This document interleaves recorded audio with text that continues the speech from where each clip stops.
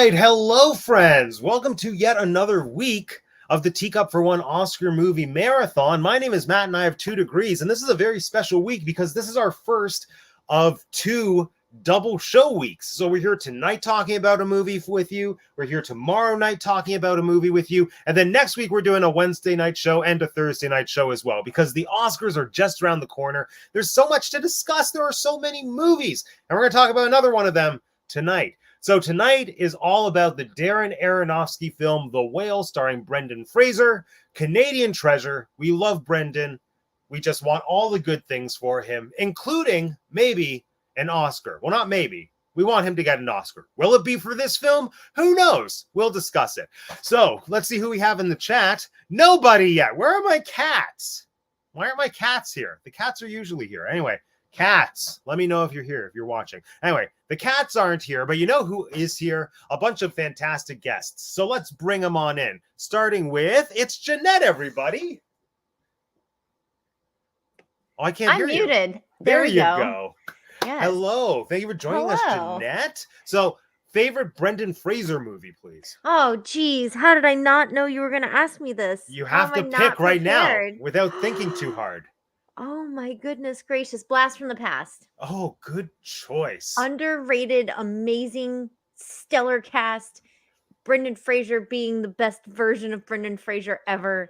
I want that version of Brendan Fraser in everybody's lives.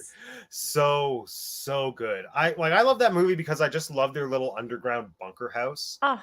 It's like the Swiss Family Robinson treehouse. I just watch it and think I would love to live there without accounting for the personal trauma that leads to them living there. I'm just exactly my thoughts. Exactly. Yes. I went and saw that movie in theaters and then immediately owned it as soon as it came out on DVD. I'm obsessed. I wasn't even aware that movie was in theaters. I remember distinctly when it came out hearing that there was a new Brendan Fraser movie and that was called Blast from the Past. I don't remember it being in theaters. I just remember it came out on VHS one day and I thought I'm going to see this and I loved it. It is. Yes. And there's a swing dance number right in the middle. Okay, I asked my high school boyfriend. I was like, "We have to take swing dance lessons." Because of that movie? Because of that movie. He's like, no, absolutely not. Why would anyone say no to swing dance lessons? It's like the most fun dancing. Gosh. Right. It's the most fun dance. It's the most fun dance. Anyway, you know who else is the most fun? Lisa. Hey, everyone. Woo. Hi, Lisa. Favorite Brendan Fraser movie, please? I have to go with The Mummy. I have to go with The Mummy. Yeah. The whole the franchise. 1999 classic. Yes. Yeah. Like, come on. He looks just so beautiful in that. Yeah. Just that whole cast. That whole cast is gorgeous. And they're all so talented, too. It is just such a good movie. Right. And he lands in some really great casts, doesn't he? He does, yeah. Geez. Like, wait, Blast from the Past. Oh, it's Sissy Spacek and Christopher Walken. Christopher Walken, right? Alicia Silverstone, Dave Foley. Oh, right, Dave Foley. Like, what? Oh, and George of the Jungle, we had John Cleese and Leslie Mann. Is that her name? Yes. Yeah. Leslie Mann. Yeah. Amongst others in there. There's other cameos that are like, what? I didn't know they were in this. Yeah. Yeah, so good. So good. All right, let's bring in our final guest for this evening. It's a Teacup for One favorite. It's Lauren, everybody. Woo, woo. Woo. Lauren, I'm so glad to be here. Oh, I'm so glad to have you. I can't wait to hear your thoughts on this movie. I know that it's a favorite. I feel like you've been talking about it since Oscar season started. So, so thrilled. But first, same question. Favorite Brendan movie? It's Bedazzled. Yes. Love good that pick. Movie. Good, With Elizabeth Hurley, yes. I saw Vince say that, and I was like, yep, that is it. It is so good. We got like 7 different Brendan Frasers in that movie. It's amazing. Yeah. And they're all hilarious. And the supporting cast in that, too. They're not like names as much as in other films, but they're so good. Because it's not just Brendan playing like those 7 versions of himself. Like the girl, Frances Connor or O'Connor, whoever it is, the girl he's pursuing, we get to see her playing a bunch of different characters. And like we get his co-workers, Wizard of Ozing, as everyone else too. And it's hilarious. Maybe we should do a Brendan Fraser marathon. I will say, even down to his schlocky teen movies even have like the creme de la creme, right? Yeah. Sean Astin and Pauly Shore. Like, is that Encino if you're Man? if you're gonna have a teen movie, who are the teen people from like the teen movie people of that era? That's like the height.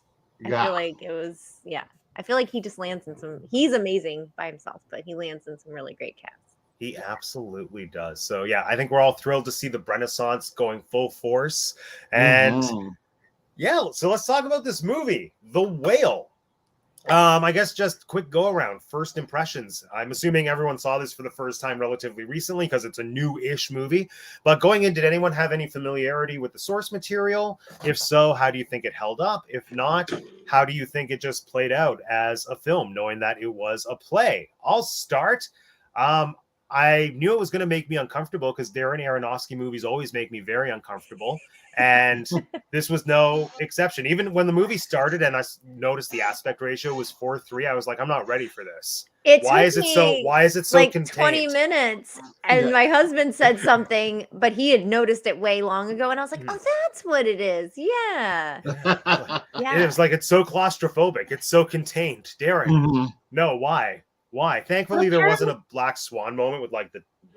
But apparently, like, okay, Vince told me that the reason, like, the way that it was filmed, like the 4:3 ratio, like that is how movies are filmed, and then they edit it to fit the widescreen, and then that's why in like cuts you have like a lot of edited out parts of like the head, like the top and the lower third, and I was like, oh, was he just like a lazy editor in that case?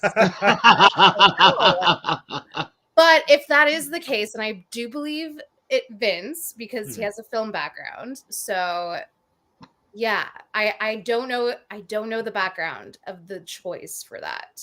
Yeah, well, I think it was to make it feel a lot smaller and more intimate. Yeah. Plus also, I mean, we'll discuss the optics of Brendan Fraser in fat suit, but I also feel like just by doing that, it makes him physically fill the frame a lot more as well to just kind of create that visual tension that we're going for in the whole film. So anyway, that was one of the things that made me uncomfortable just subconsciously. 4:3, I'm like, no, it's not the 90s anymore. My TV's not square. Don't like this. I mean, I love a play adaptation, which I always forget till I see movies like this and there's just a bunch of people talking and it feels like a play. And I loved that. Yeah, this movie, there was a lot that I thoroughly enjoyed about it. I'm still processing it, but I enjoyed watching it more than I thought I would. It still made me uncomfortable, but not so uncomfortable like Black Swan, where I physically couldn't watch what was going on screen. And Brendan did not disappoint. I knew it would be a wonderful performance, and it was, but it still kind of tore out my heart and made me really sad. Like when he said she forgot how wonderful she is. That was the moment. That was the moment that got me. Okay, that's my first impression. Jeanette, first impressions. So yeah, obviously first time seeing it.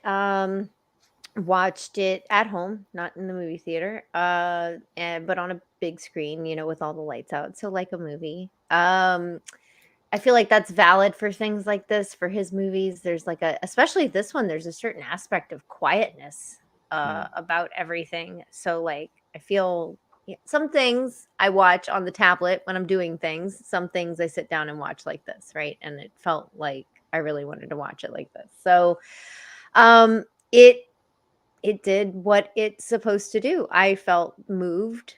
I was thrilled. I mean, like, I'm going into this with a very high level of bias. I want to like this movie. So let's just start off with that. Some movies, that's not the case. Like, we're going to talk about Tar tomorrow. I love Kate Blanchett, but I had no bias about that movie whatsoever. And we'll get into why that mattered. But yeah, for this one, it paid off. Like, this movie could have gone a lot of ways. It could have gone distasteful. It could have gone overarchingly sad, like needless. That's the thing. There was a lot of like room for needless or gratuitous things in this movie, and I felt like it steered clear of that, and that made me very happy. So that was what I absorbed, really taking away after the first viewing, was that it did everything it was supposed to do and more. I was very happy with it.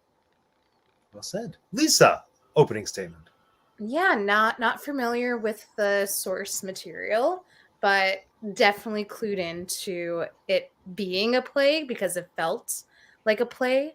And it was like, in my opinion, a very strong play adaptation. I liked it. Like I'm coming at this conversation with everyone like in a very positive light that I really loved it. I loved the performances. I loved the writing, but it made me so uncomfortable. And I think that's what it's supposed to do. And I can't wait to talk about the ending because the ending completely ruined the whole film for me. Oh, That really? Oh no. We will talk about it. yes. The ending was a choice that did not need to be made, in my opinion. And yeah, but overall, I think it was a really moving movie, and I think it's like I think it's a really important narrative, and yeah. Those are my initial thoughts. Okay, nice. Lorne, opening thoughts.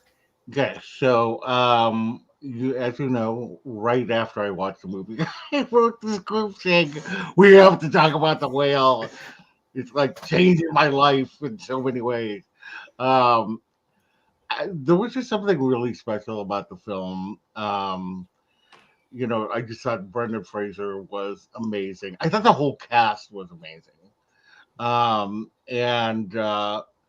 I there was just I guess on some level being somebody who is overweight, who I mean not to that degree, but who I do use a walker, and I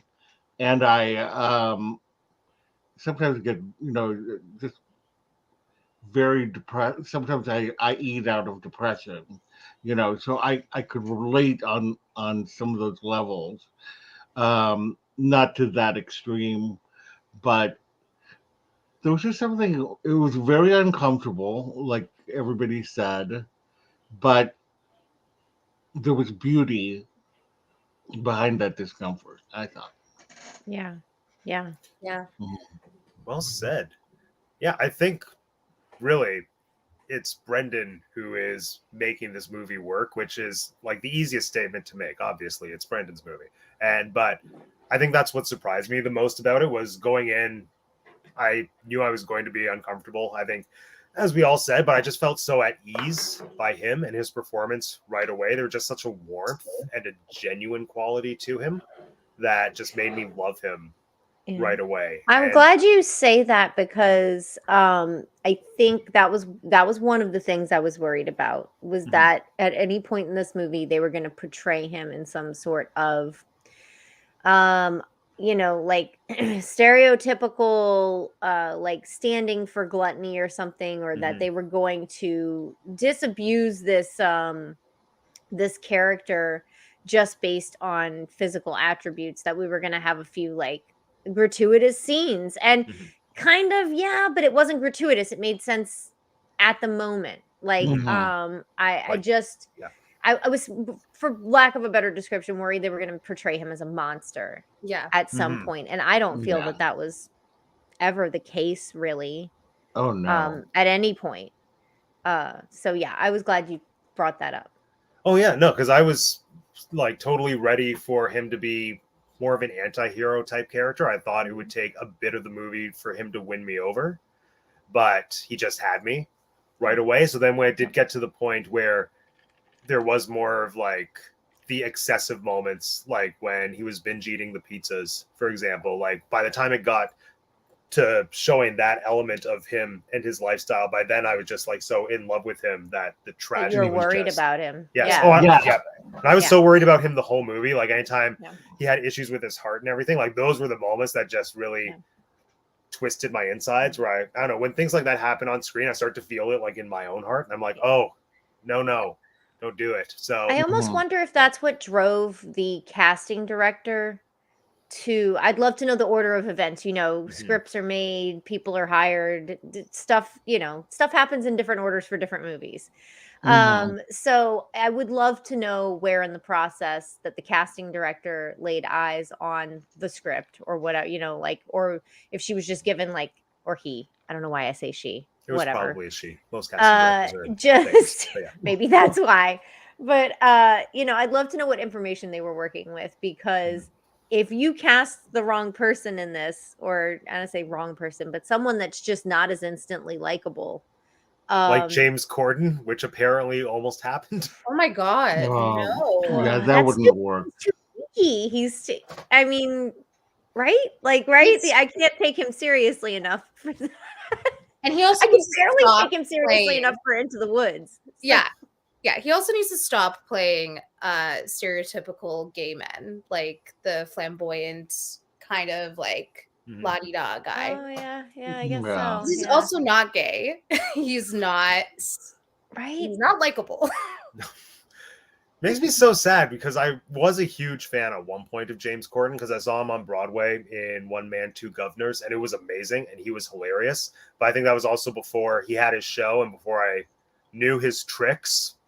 But yeah, but there's a bunch of people I feel like you could have fallen into a really bad trap with in this role, and if you put them in there, he does become a monster, right? Like if it's the right or wrong person in that honestly, in the makeup, really, they wear it differently. Yeah, no, I think that's a really good point, and I felt like he acted through the makeup so perfectly. Like it felt so unified. His height was so perfect for it. Everything felt oh my God, organic and natural, and I think it would have been so easy for someone to not work with the costume and the makeup and the prosthetics as well as he did.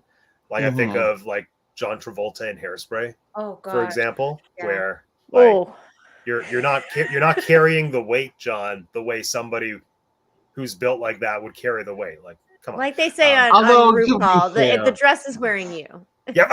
Yeah. To be fair, though, he did have to dance. That's true. That's true. Yeah. And that's a completely different style of story, right? Like it's a comedy musical. Thank goodness, right? Yeah, thank gosh. Oh my gosh, imagine John Travolta in this movie. But that's the thing, like Brendan Fraser met the makeup, met the costume, met the character in such a beautiful way. Like all the alchemy was right. Like it was perfect. Well, that suit, so I don't know if it was, I think they did some blending CGI, but nothing visible to the eye was CGI. It was a silicone suit, which if I'm not mistaken, silicone is heavier than latex. And the whole suit was, I think, like 250. I don't know. It weighed like a lot. Like it actually weighed a lot on him. Well, and you gained weight as well because you wanted to know what it was like to move at a heavier weight. And I thought that was really, cool that he did that. Just for this role. Yeah. No, you could tell that he was taking it very seriously and with a lot of reverence, which I think makes all the difference. Because if the wrong actor is in that role, it's so easy for this movie to become more problematic than maybe it already is. But I think, I don't want to say it's given a pass, but it's humanized so much by his performance. And so, Brendan, we love him. How did we feel about the supporting cast? Like, let's just do a quick go around. I'm curious to know what the most impactful performance was for everybody that wasn't Brendan. Because out of all the rest of the cast, the only other person who got an Oscar nomination was Hong Chow, as I can't remember her character's name, but Liz, as Liz. And I mean, I loved her. I knew I was going to very much enjoy / simultaneously hate Sadie's character, and she pulled it off.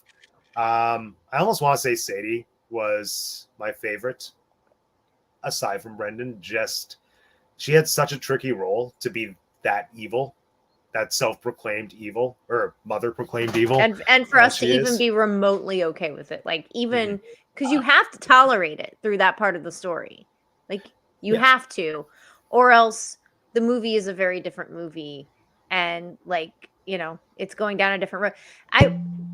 I will mention, I don't know where I picked up this piece of information, but prior to this movie, I thought I had a spoiler. I had heard that she miseried his legs.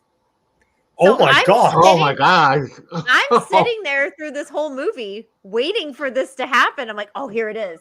Here it is. It's coming. It's coming. And I'm like, oh, that doesn't happen. Who told Where you? did I? Who I told don't. you It was that? something I read probably in bed at 2 a.m. scrolling or something. And like, I swear I read or saw. I swear I even saw a picture of like special effects of it and stuff. And I'm like, oh man, now that's spoiled for me. There, and I don't know where I thought I heard that. So I'm sitting there through this whole movie just waiting for this to Oh my God. never happen. I'm so I'm so glad. glad, I'm so glad that didn't happen. I know. Yeah. I'm so happy. Oh, I'm even sitting though there, I I'm wouldn't like, put it "No, past her. I wouldn't put it Don't past do that it. kid. Don't do it. Jeez. Well, and I thought she was going to be a psychopath. I thought she was going to be like a serial she did killer. drug him. She did drug Well, him. they talked about like her violence against animals and stuff, and they showed her looking at a bird and like grinding a knife. I'm like, oh no. I thought this movie was going in a completely different direction. I love that. I love like in another universe that movie exists. That movie, I know. I dreamt it. It was a fever dream. Yeah. Wow. I wonder if it would have gotten all the same nominations if Right? she Sadie miseried him. Sink would be like, yeah, she'd be like the Oscar nominated actress of the year. Oh my So, God, that would have been. I was gonna say Sadie would be Yeah. my pick, but is her name Hyung Chow? Is Yeah. her name? Yeah. Okay. Yeah. So okay. right after the movie was over, Erin informed me that she was the maitre d' of in the movie The Menu. Yeah. So What? I don't. Yeah. And I was That like, was her. this I haven't woman seen it is a yet. shape shifter. Because I would Yes. have never the acting that just made me appreciate her role in The Menu even more. Yeah. But then I'm like, well, which one's easier for her? I can't even tell. I can't tell which one she's really acting harder in. Yeah. You know, like Yeah. because one of And those characters also comes more downsizing. naturally She to was her. with Matt I Damon love and the tiny downsizing. person in Downsizing. Was Right. she? Yeah, Yes. she was Oh Yeah. my gosh. yeah, that was like her breakout movie. And I I, gotta didn't look realize at her, that was I her gotta either look at till her list Wikiing because now I after. want to see everything she's in. Yeah. And now I like want her to have like a Marvel role for some reason because like anyone who's an actually good actor, I want them to like go into the Marvel universe. I know and do that something. was. You're not the only one that thought of that when after watching that. She seems perfect. So, Yeah. but that's who I would pick because after I found that out, I was like, oh, well, she's amazing. So, yeah, you know, and for not for nothing, I mean, I love Sadie Sink and she is a very talented actress, but she does play an angsty teen Oh yeah. in the other thing that she's well known for. So, Yeah. similar roles. Hung Chow, Mhm. I'm like, what? That's the same person. Holy smokes! So that's Yeah. who I like. Same. Oh, yeah. Lisa. Yeah, I couldn't stand Sadie Sink. But like I think you're not supposed to like you're supposed to be uncomfortable by her character Mhm. because she's just so vile. And I think she did a great job, but I do think that Hong Chow stole it for me in terms of the supporting role. She like the way that she got angry at him for choking on the meatball, I Yeah. was like relatable. Like Yeah. relatable. Mhm. I would like do everything I can to save someone and then be like pissed off that they choked. Yeah. Which is awful, but like it is I feel like she really embodied the realistic role of a caretaker and a young caretaker at that, right? Yeah, no, she was amazing. I really liked his ex-wife as well. I think that was I played by was Samantha gonna say, Morton. Mhm. Morton? Yeah, Samantha Morton. Yeah, she was a great alcoholic. she didn't overplay it. I thought it was really Yeah. great. 'Cause Yeah. She didn't overdo it. And that like one scene, that one dialogue where she's relaying to him how she helped Alan with his groceries to the car. Right. I was like, this is a Viola Davis moment. Like this, like I wish she She was bringing was it. nominated for supporting because that one moment, I was like, it's just so moving. Like it's just so moving, and you're just retelling a story. She just killed it. But yeah, I think the supporting cast was outstanding. The whole supporting cast was Oh my incredible. God. Like The I didn't whole expect that character to even show up, like the Samantha Morton character. That was just like a happy little surprise Yeah. for me. And she was not what I was expecting when the character arrived. I thought that it would just be a very quick, almost one-dimensional throwaway character where she's just there to yell at him and just be kind of a variation of what Sadie's character was already doing.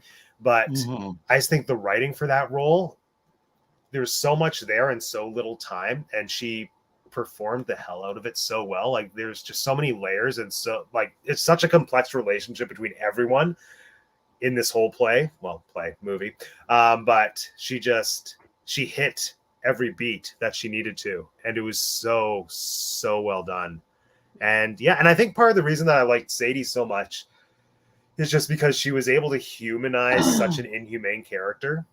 Like even though I despised her, I still sort of understood what her frame of mind was and where she was coming from, coupled with the fact that she was playing someone really young who was like dealing with teenage selfishness, but then also just not a good human being.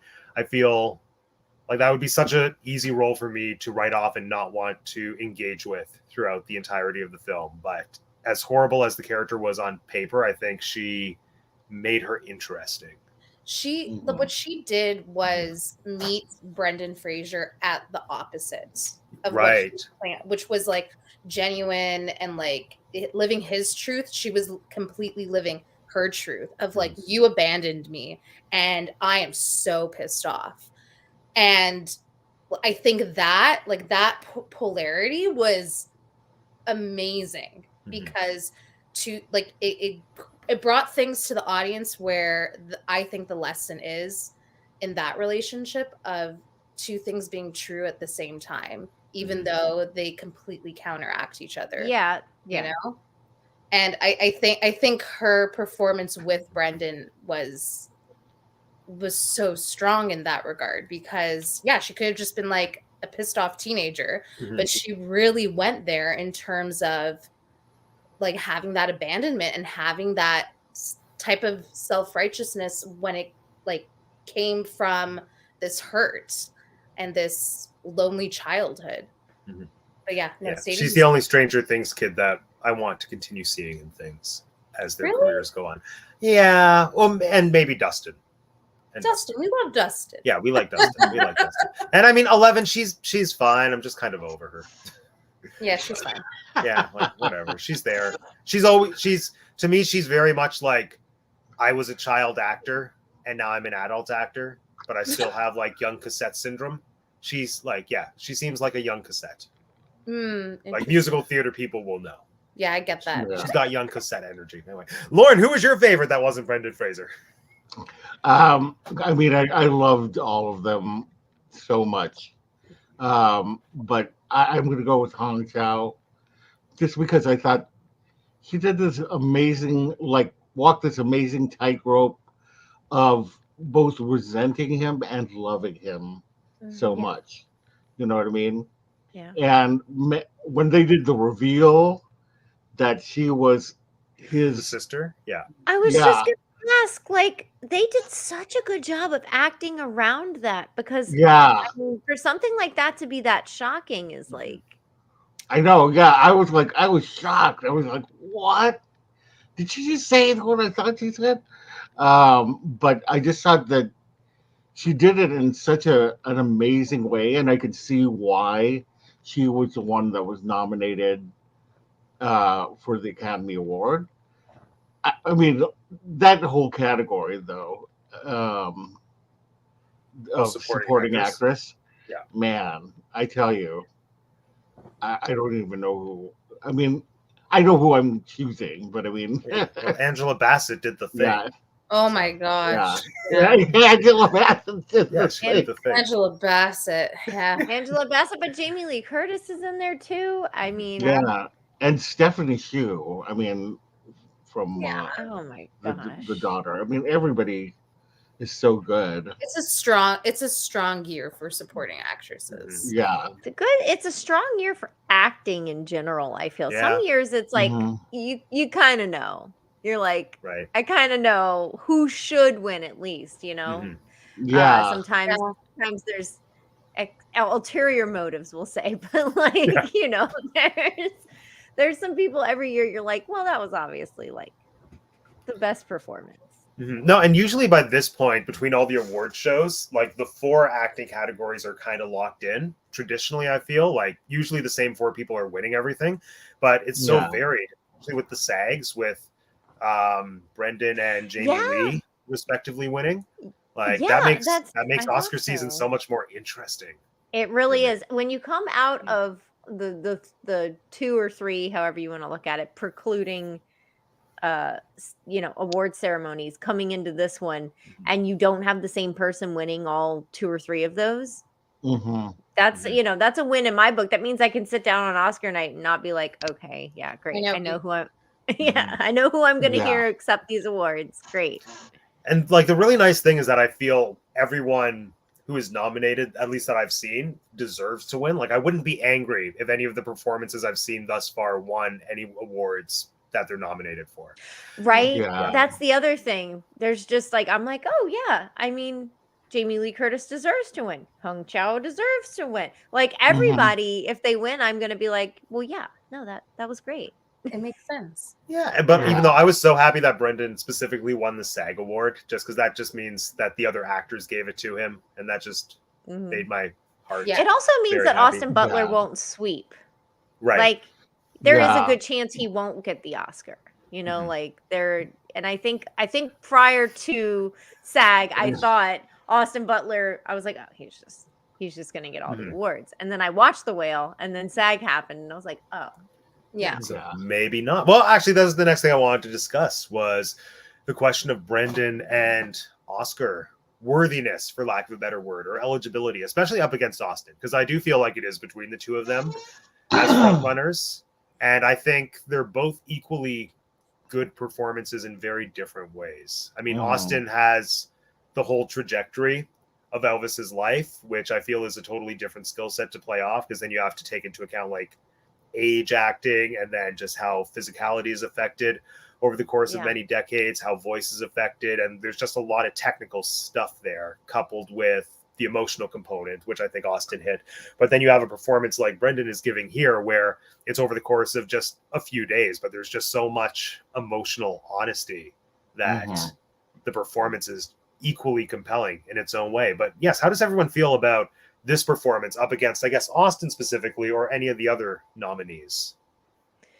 So I think that they're both doing almost kinetically the exact opposite, right? Like Austin Butler is having to dance, he's having to like kind of rubberize his face a lot.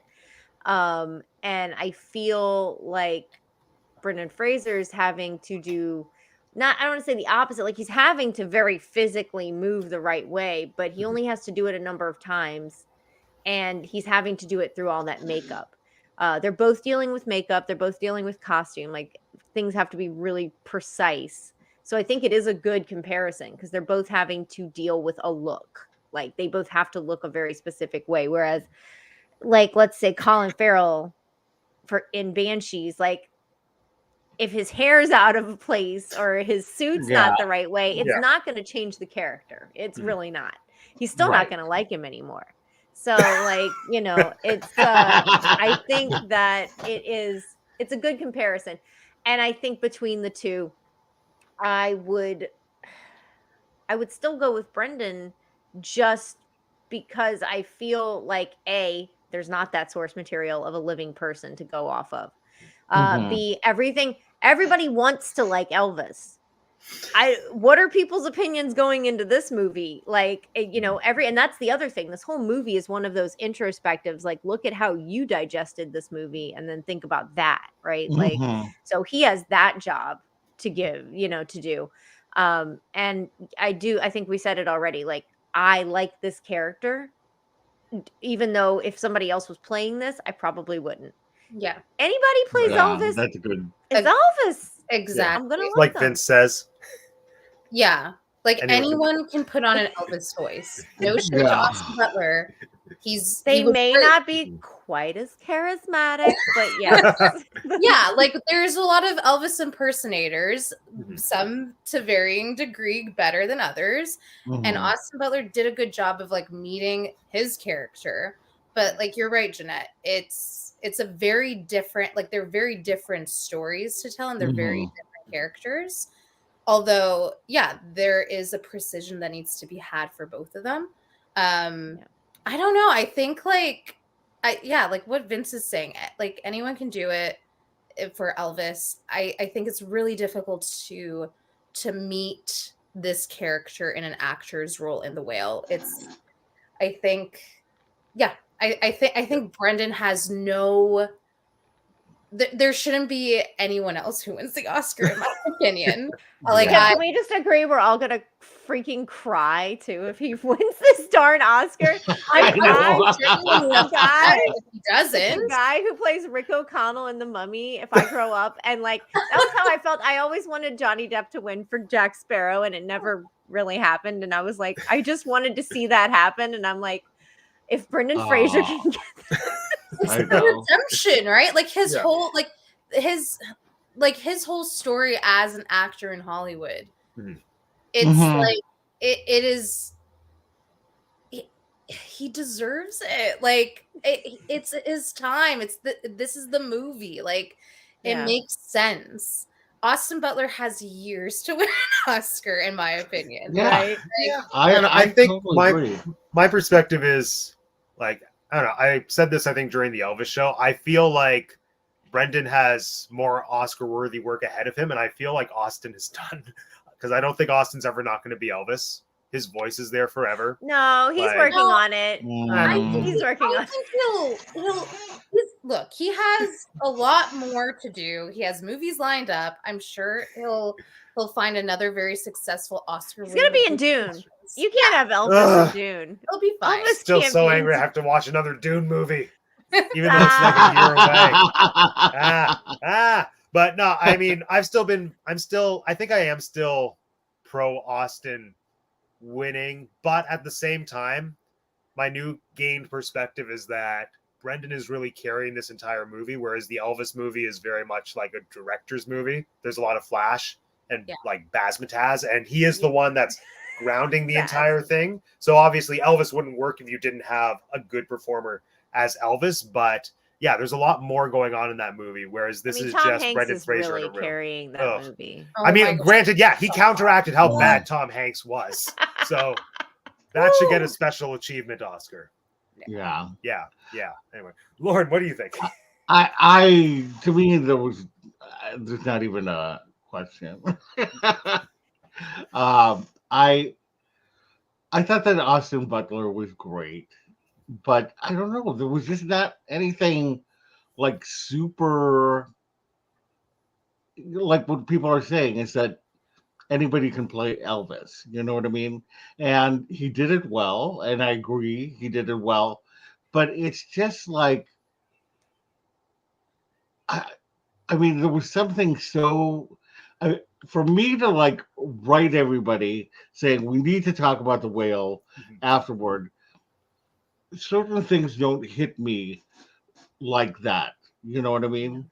And his performance in this movie was so compelling to me that I can't even understand why there's a question.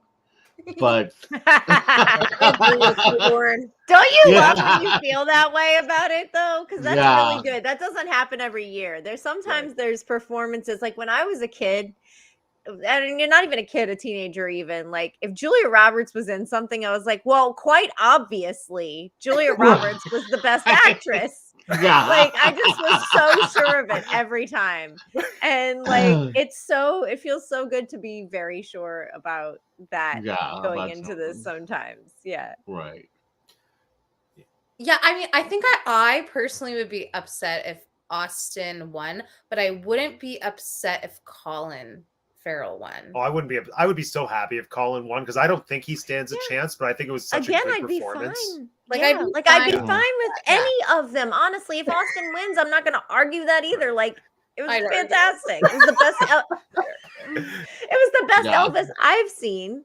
You know, like You need to meet my dad. You need to meet my dad. Like, he does- Who else is nominated for Best Actor aside Bill from those Nye three? Oh, and- right. it's yeah. Paul Mescal. Oh, right, Hold on, that here. guy. That Yeah. I guy. haven't seen the movie Living or Or After After Sun. Sun.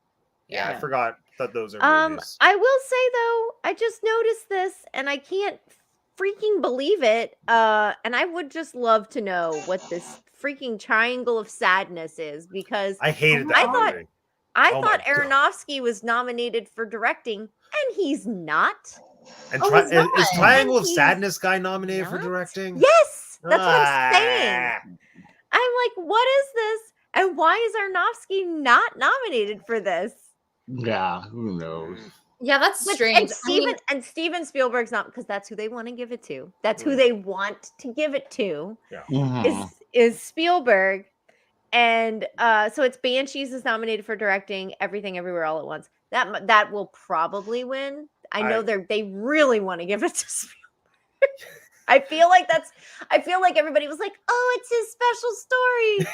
Let's do it. It's just like now looking back at that after we've watched all these movies, and I'm like, I don't know where that's falling for me now. Fableman. I'm like, sorry, Paul Yeah. Dano, you got lost in the. I'm I still know. upset. I'm still upset. Uncle whatever got nominated over Paul Dano, who did so much more work Oh, in the Fableman yeah, right. than Ugh. Uncle Taxi. or I whatever think his that's the name thing is. with the Oscars. We would all be happy with whoever wins, probably, but they've missed a lot of really key people this Yeah. year. Like they just overlooked certain things that Yeah. probably should have been in here. Mhm. Yeah, I yeah, but agree. well, all that's for next week for the Yeah. prediction show. We're getting ahead of Yeah. ourselves. There's so much to discuss. So back to the whale. I think unanimously, we all love Brendan. We all love his performance. But let's talk about his actual character. Because who do we feel is right, for lack of a better term, in this whole family dynamic? Because I think it's so easy to sympathize with. I can't remember his character's name now. What's Brendan's character's name? Charlie. Is it Charlie? Yeah. Mhm. Yeah, it's so Yeah. easy Yeah, to it's like sympathize with starts with a Charlie C. because it's Brendan and he's so lovable. But at the same time, even though Sadie's character is absolutely terrible, there's still the fact that he did leave a child and his family, and there are the legalities of the fact that the mom requested full custody and everything. But I feel like it's such a complicated situation that he's found himself in across the board. And I also found myself sometimes getting annoyed with Charlie for being almost too optimistic, which they draw attention to about how you're always the optimist. But it almost to me at times felt like it was verging on being in denial. Yeah. He had so many. He had such strongly tinted rose-colored glasses when it came to the daughter that Mhm. it almost made me want to shake him and say, no, acknowledge that she's extremely flawed. She's not as fantastic as you're saying she is. And this essay she wrote isn't that good. Mhm. Let's just call a spade a spade. It's it's a good grade 4 level essay, which granted, it was about Moby Dick. So I don't know how old she was when she was supposed to have written it, but still. I think they said 8th grade. 8th grade? Yeah. Yeah. Okay, impressive that an 8th grader was reading Moby Dick, but still, the essay is not that good. So, Well, we didn't read all of it. That's true. I'm sure there's Mhm. more. I'm sure the concluding paragraph was the bomb. Yeah, exactly. I mean, I think it wasn't so much as his thinking that she was like God's gift to writing. I think it's just that he felt, I think he knew what was, well, he did. He knew what was going to happen to him. I mean, he was sliding downhill. And I think he just needed to know that something good in his life, that there was something good in his life that he was part of. You know what I mean? And so I think he just wanted to believe believe amongst beliefs that she was this really. He wanted that connection, Mhm. Yeah. and I think that's why. Because Lisa was talking about the ending. That's why the ending hit with me was because that was the moment of you know The where they aha came moment. together. Yeah. Yeah, Yeah. where they came together. Yeah, no, it was definitely satisfying, I think, when they had a moment of almost reconciliation or at least acknowledgement towards the end. But I almost feel my issue with how he treated that character, with how he treated his daughter, was it almost seemed like he was enabling her and just like setting her up, knowing that he was going to die so short, like so quickly, just to Hmm. say, I'm going to give you literally $100,000 if you just don't ignore me. And I feel like uh, it's tricky because I understand he wanted to have some kind of connection with her, and like he even says, I want to know I did one thing right. But then it also makes me think, is this the right thing? Because you're seeing how she's behaving, and you're just almost, like I said, you're enabling it. You're saying, I'm going to give you all this money. You don't have to do anything. You don't even have to be that nice to me. You just have to show up and But put up with right. me for the next literal week, and then here's $100,000. Maybe I'm also salty because I want $100,000. I know, me too. I know. I'm glad everyone else was thinking it. No, but I think like the way that the mom talks about her, Mhm. Sadie, Mhm. and then the way Brendan or Charlie talks about the daughter, completely different, and they have completely different situations. The mom has raised her; she has seen her at like Mhm. every twist and turn these like past 8 years, right? Yeah. Charlie was gone. Like Mhm. he was out of her life. And so of course she's going to see her in a different type of light. And I totally agree, Lauren. Like he knows he's dying. He wants to know he's leaving something that he has affected in this world that's positive, that's good, because Alan's gone. The relationship with his ex-wife, not great.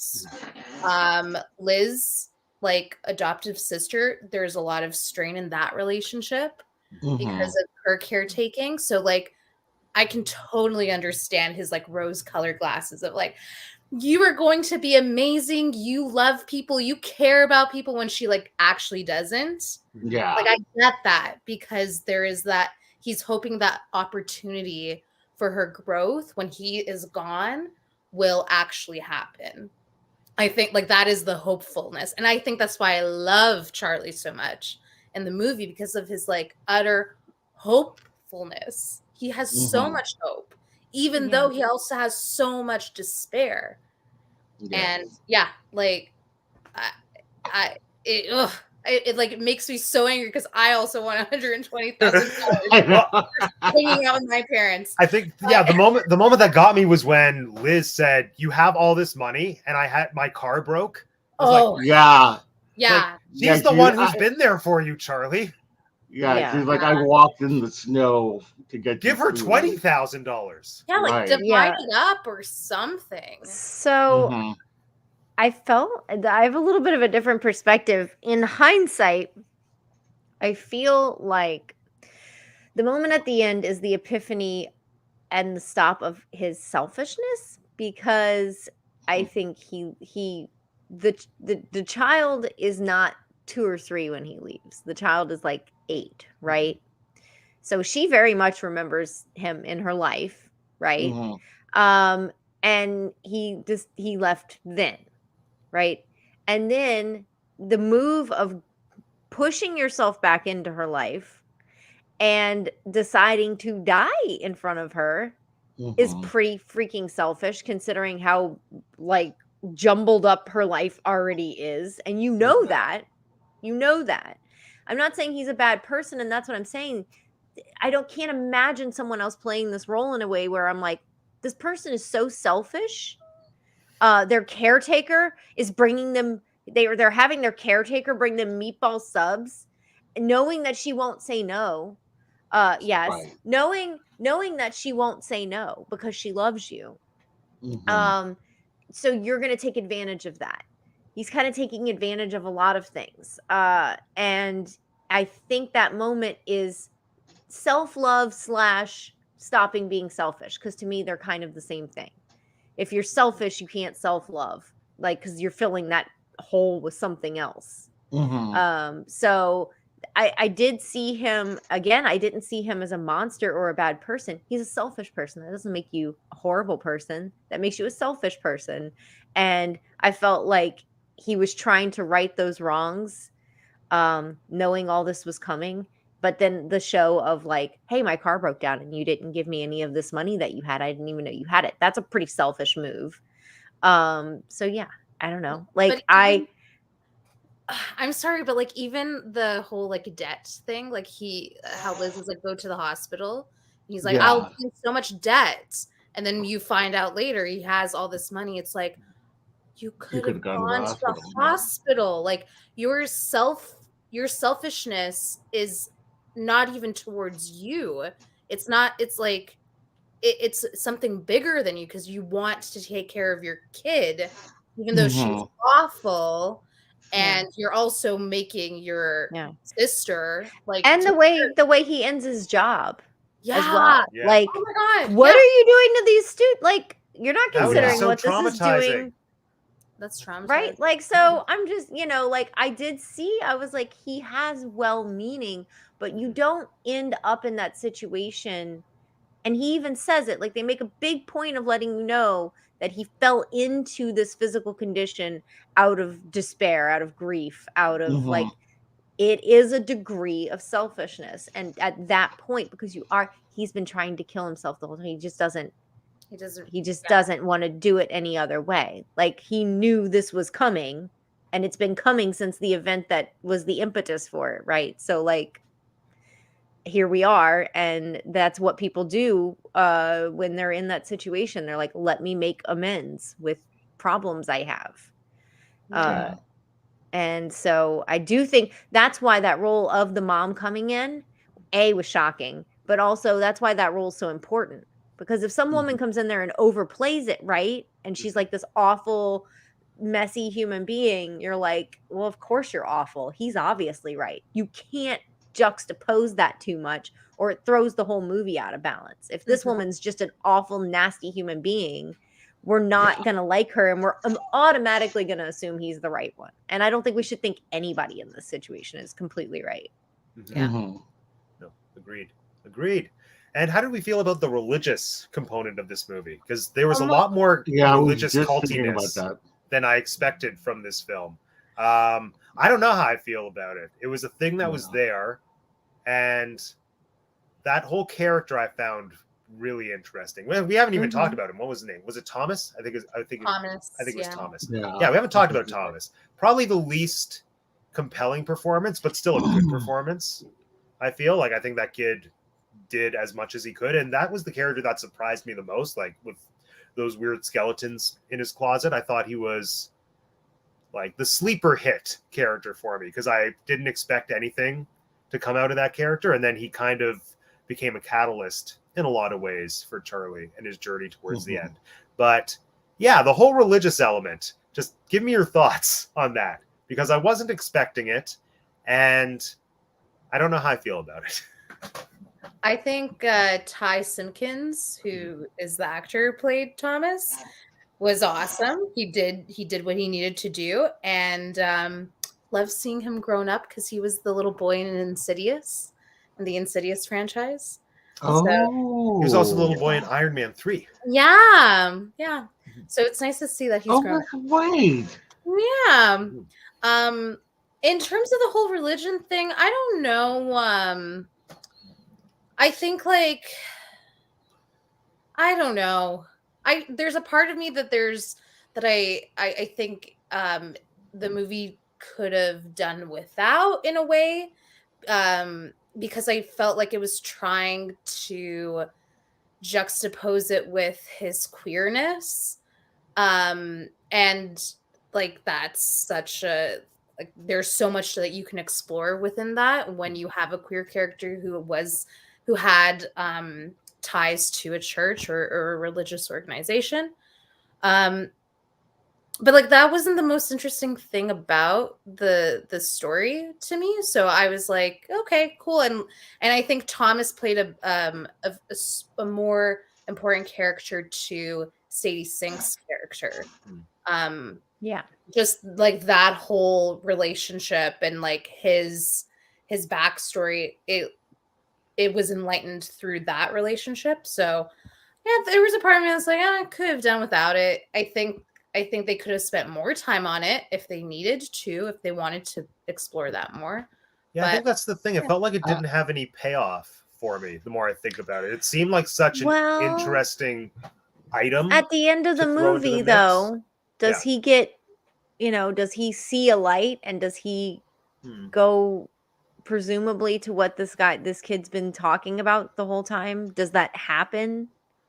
If this You're kid, talking about I felt Charlie? like it, Yeah. I feel like it was supposed to be just enough influence into his dark world, because as we go through the movie, more and more people leave the light. I don't know if you noticed, the light outside gets brighter and brighter, right? It's raining every time they open the door, and then all of a sudden the sun is out, and then in that last scene there's a lot of sun. Yeah. And so like I thought that was cool, but it played into this light coming down, and I didn't know if that was supposed to be the light outside or the fact that this kid had been coming on. But then, like, is he really religious? Is the kid just weird? I don't know. Yeah, like I feel like the Moby Dick essay served more of a religious purpose to Charlie's character than actual religion did.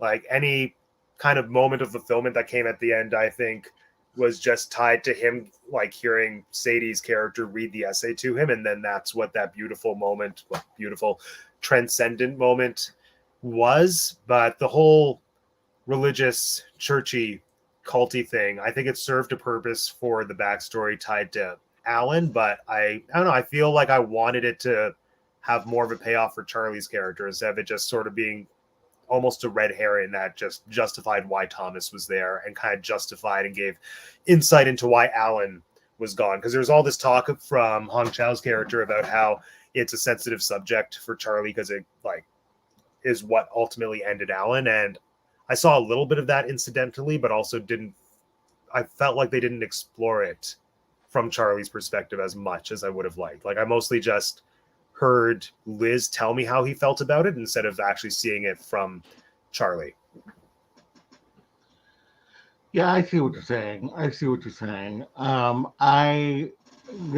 for me, his character was more tied to, like you said, Alan, Liz, and also to Sadie Sink. I think that Charlie let him in just as part of his whole like death cycle. You know what I mean? Yeah. And that he, it's like one more thing that was the nail in his coffin. This guy coming by telling him that he had to save him. You know what I mean? And I or think that he's an optimist, right? And that his end times are literally near. This kid's young and his end times are very much not near. Yeah. And he's like, you're crazy. Why would you want to, I thought that was kind of interesting. Yeah, I liked what you said about the death cycle, Lauren. Like all of this, every character that you see on screen or even hear mentioned is part of his journey to his end on this earth. Even the pizza guy, right? Like him, like the whole pizza guy thing of like, hey, I'm Dan. Hope you're doing well. And at the very end, you see them see each other, and he's like disgusting. I was so disappointed in Dan. I expected so much more from Dan than what he gave us. Yeah. We haven't talked about Dan. Who plays Dan? Let's find out. I don't know. But Dan the pizza man let me down. But like it was an important part that like I think is tied to Thomas's character of like, these people or like these tropes in this person's life, like just really making it difficult for Brendan Fraser to exist. Yeah. Yeah. Any other thoughts on Dan the Pizza Man and how much he let all of us down? No, he did kind of look like the guy that says "and fly" to me. Yes. From, Oh my Flight of Passage. When he turned around, he looked like the guy from Flights of Passage to me. I was like, oh, I don't know. Maybe That was it- all. it That's my wasn't thoughts him, on though, Dan was the it? Pizza. No, it's not him. I did like the touch of Dan. I thought it was supposed to be the something reminding him that the outside world is still kind. Mhm. Like this person Mhm. cares. But then that was kind of kiboshed whenever I saw the guy's reaction to him, and I was like, oh, we're supposed to be like, oh, he cares until he knows what he He looks like, and sees the then guy. and then he doesn't No. care anymore. It was too harsh a truth. It hurt. Yeah. Mhm. Oh, Dan. So Dan. He did. He disappointed me. Gotta do better, Dan. All right. So let's discuss the ending. Okay, Lisa's Lisa, you go first. favorite. we're here. Okay, the reason why I don't like it is because in the play, I haven't read it, but I'm assuming they don't like hoist the actor up at the end of the Wouldn't play. it be great though? No, it would not be great. It's like a producer's nightmare. If he started to Oh fly. That's what we were trying to figure out. Was he actually hoisted up in the play? I don't Um, think so. I think I would have to take a look at the script, but No, I think I what read I'm that there's a assuming- blackout. There's Yeah, a what I'm blackout and you hear water. yeah, like you Mm. what I assume is like he finishes to a certain point of the essay and then it's blackout and then water. That would just make theater sense in my head. But I think like the whole play is very realistic. I mean, the movie is very realistic. It's a very realistic story about this guy's last few days on Earth, dealing with his situation, dealing with the people in his life. And then you get that beautiful moment when he's walking towards Sadie as Sadie is saying her essay. Mhm. And then Mhm. all of a sudden, He flies. he flies. Like it kind of But broke I mean, it broke it for me. Yeah. It broke it for me. they barely show his feet leave the ground. No, but it's not barely. You're supposed to have this, like, okay, he's dead. This is his death. This is his journey to heaven. It's not a barely thing. It's not small, but it's just so unrealistic that it took me out of it. I was like, whoa, we have this beautiful paced story of all of these great conversations, these great moments. And then it's just very unrealistic to me. Well, I mean, So, did you just want him to collapse on top of Sadie's sink? That was No! either. That was hilarious. That's what Vince was saying. He was like, could you imagine? But I think it would have just been as impactful if Mhm. it showed them the last shot, her facing him, and then white out with the water. That would have been great. I think the whole feet lifting Sure, up, yeah. weird. You know, I think for me though, his character was so like hopeful. I mean, like we all knew where he was going. I mean, not where he is going, but you know what I mean. That he was going to be dying. That there was almost a relief for me at the end to know that maybe he was going to be with Alan in heaven, and you know, there was just something comforting about it to me, and I think that that's why ultimately I enjoyed the ending. So I'm gonna fall somewhere literally right in the middle of you two. It was really weird, and I questioned what I was seeing. I was like, there were zero other supernatural elements in this movie. None. And I'm gonna call it supernatural. I do apologize if like this is a very real, like people have their faith and that's fine. And I know what this was supposed to symbolize. However, I did like the story device. I thought that the light outside the door and the light that he was seeing played together. Like that's a thing. The guy visiting the apartment, the religious influence. Now he's, that's a thing. Do any of you watch the TV show Ghosts? Oh yeah. The one on Okay. CBS. So when this happens to the ghosts on that show, I don't know if you know, but they call it getting sucked off. They go, and that ghost got sucked off to heaven, is what they say. That's But hilarious. it's a family television show, people. I'm not Yeah. out of line. So, like, but that's and I so for love me personally, when I was watching it, I was like, that was all I could think about was the ghosts in that show saying that. And like, I'm like, oh my God. So it was kind of weird because like I was very emotional. Yeah. And that kind of, I expected to be crying when the movie ended. And then that ending happened and it jarred me to the point where I didn't cry. Like I was very Right. emotional and then I just didn't cry. Well, that's how I felt. Like I think I was the like- reason it I was didn't, like, I got more thrown off just by him walking without the walker. To me, that was a moment of we've established that you can't do this, and you are at your physical weakest right now. So when he started to walk unassisted, Yeah.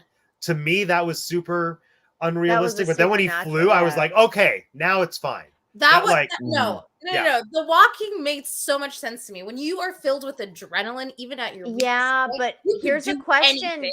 Did he really? But then that makes me wonder, did he really walk? I don't think he Did he walked. die on the couch? I think he died on the couch. That was my reading. I felt like he That's died so on the much couch. sadder. Oh, it is. I know, and I like it. I didn't even think of that because when yeah, you I said think that, he I'm totally- like, think about Yeah, that. I think he died on the it couch, and when he makes they started did to walk, establish that's that. when that's but when she, it's but she goes was into, trying like, to can't drive see. him. But she was trying to drive him out of anger when he couldn't do it. Yes. Mhm. Yeah. Now she's driving him out of love, and so maybe he can. Yeah. See, the walking Oh, is not that so is much so interesting. unrealistic, and the flying still gets me. Yeah, no, the flying to me comforted me because I was so thrown off by what I thought was super unrealistic getting up and walking, especially with how quickly and with the Yeah. ease he did it. I thought this Yeah. feels too Deus Ex Machina-y for me, but then when it literally became that, I was all in. I thought, okay, this is great. Like, you're Natalie Portman. You felt it. You were perfect. It was a very that was the epitome of like the director's type of movies. Like that was his choice. Yeah. You know? Like I don't think any other director would have made that specific choice. Mhm. I don't know. Like it seems very much He's like made a lot of. There's a lot of his movies I still need to see. But he makes a lot of choices that like I feel like there'll be one scene that people will remember forever and ever.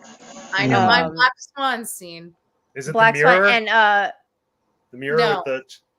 No, it's not that one. Oh, okay. No. yeah, It is for and me, then don't worry. there's Requiem for a Dream. Yeah. And, like I feel like if you know, Oh, you yeah. know. The- There's The eye? sure Devil? there's that There's scene. so There's many. also some other scenes. There's so But yeah, I mean, there's like, I feel like he's really good at accomplishing that. Like Lisa does not like this ending. Will she remember it forever? I Yes. will remember it forever. Yeah. There you go. And I maybe that's what he wanted. He wanted us to remember the ending forever. Yeah. Although I think that the way it ended was more the choice of the screenwriter, who was also the playwright. He adapted his own material, and Oh, I nice. skimmed an article and didn't retain enough to be able to tell you what he said. But he was talking about his choice to end it the way he did. So I do think it was more a His playwright thing than a Darren Mhm. Aronofsky thing. Darren just did it. Mhm. Even though I'm sure he had Yeah. influence as well. Like, I'm sure Darren consulted with him and said, Yeah, I this is will how say want the to end. editing of I was gonna mention that the editing of an Aronofsky film is usually quite different than this. He does a lot more of those like cutaways and close-ups of weird stuff. Yeah. Right. And I didn't feel Mhm. like there was a terrible amount of that in this. Like everything No, was pretty although- measured. I found it was measured and pretty conventional, but I also found during some of the dialogue scenes with Sadie's character, the editing felt ever so slightly off. Like the pacing felt almost too quick Yes. in a way that was just jarring enough. Like it was cutting to her like a millisecond before I felt naturally like it should have.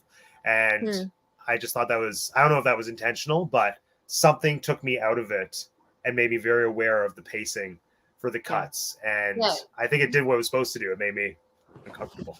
Even her like her dialogue, like every time she had like a bit more to say in one specific time, it was quick. It was quicker than anybody else's. And maybe that's the choice of the editor, the director. Yeah, I almost feel like if we're supposed to feel like teenage frenetic energy. Yeah. But I think the like Darren's container in this film served his artistic eye well, because usually it's there. I feel like the container is larger and he has lots of yes people around, maybe, and it's a roller coaster. And I think this was still a roller coaster of a ride, but yeah, it just seemed more polished, like a more polished movie of his, which might be why although Black Swan nominated. Oh, it was nominated for like everything that year. Yeah. I was gonna say, but like not everything of his is. I feel like it's very hit and miss with him. Well, yeah, no, I think his last movie before this was Mother, which I didn't see, but it was that Mother, and I still haven't. Yeah, I still haven't seen it, and that, it's like, very. everyone hated. I don't know. I feel like I'm gonna end up loving it. I don't know. Yeah. Oh, did you see it, Lisa? Yeah. I guess he did a movie. He did a movie about Noah. Yeah. That was 2014. him? Yeah. So there's that. He did a Lou Reed and Metallica thing, which is kind of weird. Before Lou Reed died, I guess. But yeah, so like I just feel like his movies are pretty all over the place. The Fountain, I feel like that was nominated whenever that. I never did get around. Doesn't that have Rachel Weisz in it? It does. It's a trip of a movie. Yeah, I feel like that's based on an Isaac Asimov book, right? Sure. I think like so. I remember the viewing experience made me angry the same way the Tree of Life did. I hate the Tree of Life. That movie made me so angry too. Like, why have dinosaurs in a movie if they're not going to attack something? That's my. There's dinosaurs. Yeah, in Tree of Life, there's dinosaurs for some freaking reason. Yeah, there's dinosaurs, but it's like here's a bunch of dinosaurs dying. Now here's there Jessica are dinosaurs crying. There are dinosaurs on the Tree of Life, Matt. So yeah, that makes sense. This is how I feel about Mother. So yeah. I mean, if it weren't for Black Swan before this movie, I probably would have assumed I don't care for Aronofsky movies. But that's purely off of The Fountain. I didn't see The Wrestler. I've heard okay things about The Wrestler. Did you like? Yeah, I think Requiem was the most familiar I was with him prior to that. I did see Black Swan, but I've seen Requiem more times, for sure. Yeah, Black Swan, fun times. I was perfect. I felt it. Barbara Hershey, a goddess. We adore her. So I guess anything else that we want to discuss about this movie? How do we feel about the controversies surrounding it? I mean, I think we've kind of already touched on why we think the movie works in ways that it wouldn't otherwise, but there has been so much like drama and conversation surrounding this movie, specifically because people have claimed that it's objectifying obesity, that it's just making a spectacle out of Brandon's character, and then that's kind of dehumanizing in some ways, alongside the conversations about having like a non-queer, non-obese actor playing a queer obese role and potentially taking roles away from other actors who might have suited it in those respects better. So yeah, what is everyone's thoughts on those talking points or the controversy in general? If you're gonna ask, I mean, like, this could potentially be the worst situation to ask me if somebody else should have gotten the role, because I'm gonna say no, because I want Brendan Fraser to get a role. So, like, this is the worst situation, so I'm not even gonna touch that one. In normal circumstances, yes, I would agree. Like, yeah, but this one is just I'm too biased. I can't give a normal opinion on that. But I do feel like coming from a family where I had plenty of morbidly obese people in my family, and some passed from it, some, like my mom got gastric bypass and now she's not, like, all across the spectrum.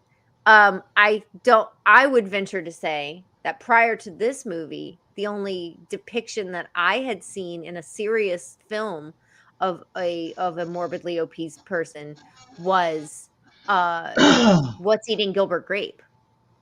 Oh, right. So Oh, yeah. that would be like Yeah. Yeah, really that's right. the only Yeah. other time. So I would venture to say that it's all more about visibility. I don't think, again, he's not a monster in this film. I think that we do feel empathy and sympathy for him. Mhm. I don't think we're ever made to feel like he's a villain. So I disagree that this is some bad PR or something for obese people, because it's not. When was the last time you even saw someone of this size? And granted, it's makeup, but to be completely fair, is someone this size going to be able to do a movie? No, the whole point is that he's unhealthy. He's dying. Can Yeah. we like, we Yeah. can't do that. So and he's not a small guy. What are we saying? Like, this isn't like Timothy Chalamet's in this freaking Oh my suit, God. dude. Like, he's Yeah. can you Can you like imagine? we're not it's Timothy not Channing Chalamet? Tatum. Oh my gosh. Channing Timothy Tatum's not in this thing. Yeah. Like, it's Yeah. a guy who is aged and has gained some weight and is a tall man, and like isn't really, like, at this point in his life, he's not the Brad Pitt in the movie, Mhm. right? Yeah. Could he get there again? Probably. Maybe. But Mhm. yeah, you know, Yeah. like I don't feel like this is a bad depiction. No. No. Yeah, I think like I've read a lot of articles where like people say like, oh, they should have hired like a fatter actor, and I'm like, okay, what 600-pound person? How many 600-pound people have an acting background training and that they could bring in audiences? Like Brendan Fraser is an overweight man who is a trained actor, and he's good, and he brings in audiences. Yes, Mhm. he's not 600 pounds, but again, like what Jeanette said, the whole point is that this character's dying. Would it be safe for a 600-pound person to No. play this role on set? Maybe not. I was trying to like find out if they had like a body consultant or a fat consultant to like just like look over any like fat phobia in the script. I couldn't really find anything. Um, I do question like, you know, the playwright being a slim man writing about this person, but I also am very much a person who thinks that people should write other people's stories because that is humanity. Like we need to Yeah. And if you have empathy yeah, for someone else, and like that, yeah, I agree. Like, if you have empathy for a story or a background or something, you should take the initiative to make it visible if Yeah. that is absolutely. something that you care about. And you can see the writer has put a lot of care into it. And I think Brendan and Darren and everyone else involved like put a lot of care into this fictional character's story that many Yeah. people can identify with. Um I There's so many actors who play gay characters in Hollywood. I would love if Brendan Fraser was a queer icon. He's a straight man. Maybe he'll Mhm. come out as bi one day, who knows? But like we're not we're not there. We're not there where only gay people play gay roles. Also, at that point, like, what does that take away? I'm sorry, and this could be really, maybe this is a hot topic, but like, what does that take away from acting? Gay people can play straight people. Yeah, Mhm. exactly. Bi people could play gender fluid like, what, like, why That- does anyone have to be anything? If you had to be the thing that you have to act, we would never have another movie about a killer ever again, I would hope. Yeah, Right. I would hope. Like, Yeah. you can't just be the thing that you're acting. And then also, how does that lend itself to talking about colorblind casts? Well, you're not exactly. black, you can't play a black role. You're not gay, you can't play, like, Mhm. I where think does that bring us? I think it's such a complex conversation, right? Because like obviously you're not going to hire a white person to play a black character, Right. right? Exactly. Absolutely not. But like in theater, I have a lot of friends who are like I have a friend who's Nigerian descent, and they've said I will only play Nigerian roles. And a lot of people in the industry are like, that's hard. Like, how many Nigerian roles are there? Mhm. Are you Mhm. opposed to playing Haitian roles or like a black Latin role, right? Like it all comes down to content. And I think if you approach it with the utmost care, you do your research, you do your job as an artist, and as a gatekeeper, as a director or casting person, you are hiring someone who is closely enough to the character as possible. I think that's fine, because we're not at that stage yet. Like we can't get a 600-pound gay man to be in this film that has an over like $2 million budget. Like there are a lot of restrictions. And we've talked about this week to week. Like, if somebody cares about the role they're taking, if someone cares about the character they're talking about, whether it's the villain or the hero or the goofy guy or whatever, it shows. And it shows. And it showed this in this. Like, and if you don't, then you don't. And it will show. Both of them will show. Yeah. I totally agree with everything that everybody said here. You know, it's interesting because I worked for GLAAD, which is the Gay and Lesbian Alliance Against Defamation, where media representation is important.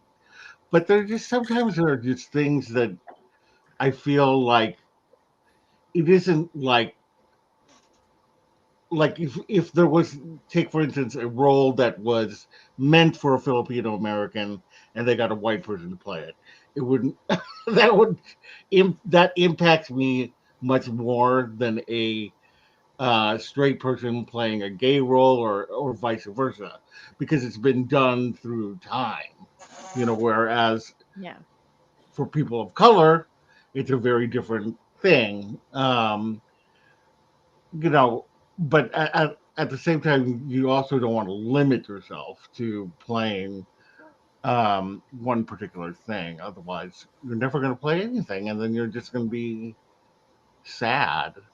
Well, and how much acting are you doing if you're just being you all the time? That's kind of where I'm coming from.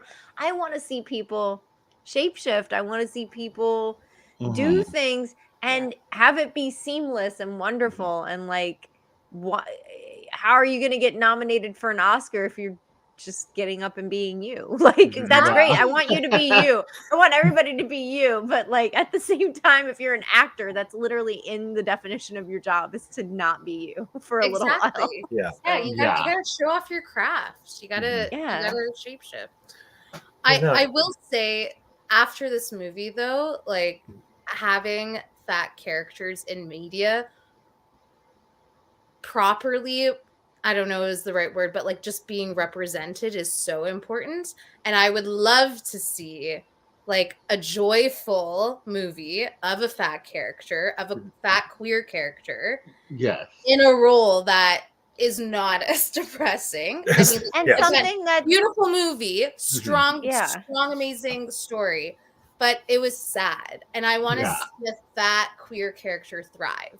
So I want that to be the next big thing. So like I think a lot of it has to do with a conversation that is being had, but isn't being had simultaneous with conversations like this, which is just that there just need to be more roles that represent all the things, because you can't just expect when a role like this comes along that's so specific that it's going to check all the boxes for the one person who gets to play the part.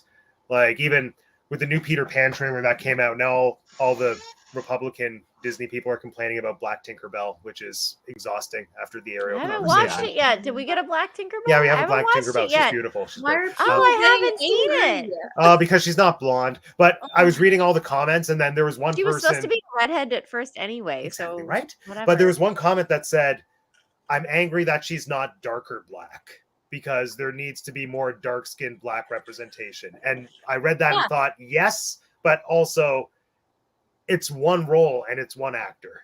Like, everything cannot be everything. Everything. So like, be grateful for this one woman who got the part, who, like, she's Tinkerbell.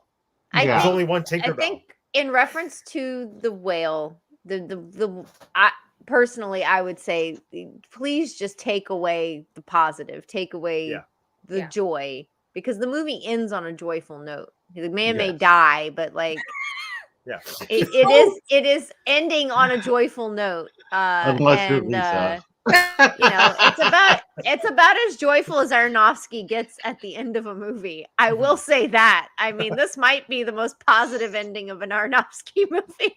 I will, even though it's the only shot of the feet coming up off the ground that I hate. Okay, I love the end. The ending is great.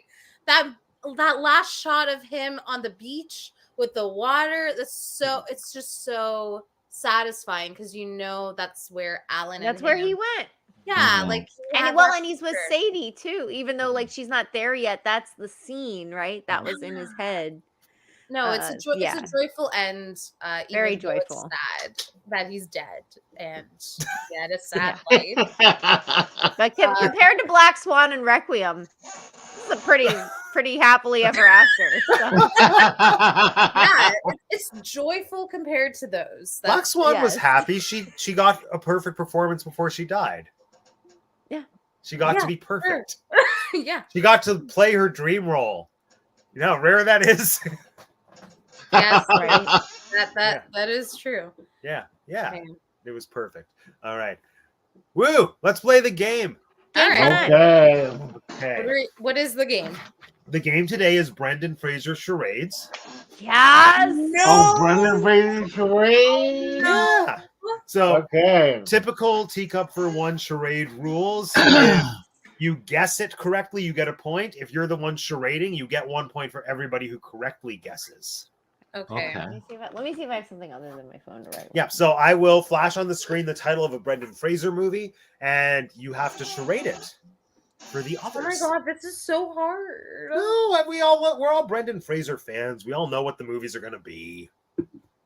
Well, I picked some obscure ones, but oh my god. Yeah. Hopefully, I will know them. Oh man, I hope I even know them. I'm going to embarrass myself. Miriam's going to call me and be like, "What is wrong with you?"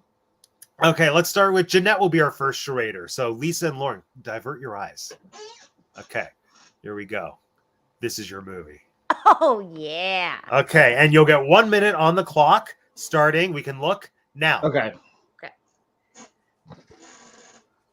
Oh, and write it down. George of the Jungle. Write it down, Lauren. Write it down. If you think you know what it is, write it down. Yeah. You can verbalize to guess, though. Hold on. Wait. I need a pen. Oh.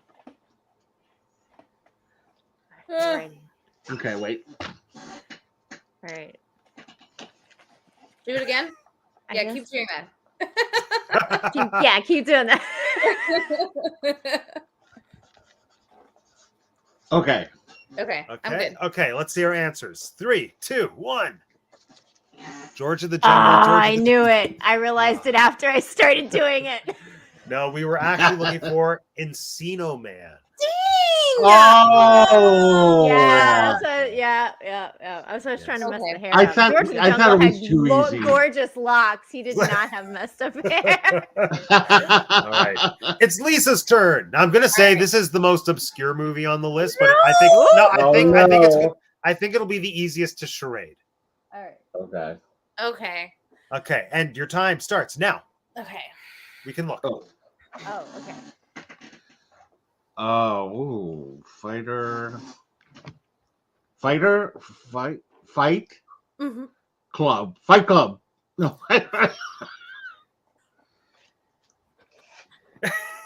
Fight the devil. Oh wait, dog. Fight dog. Fight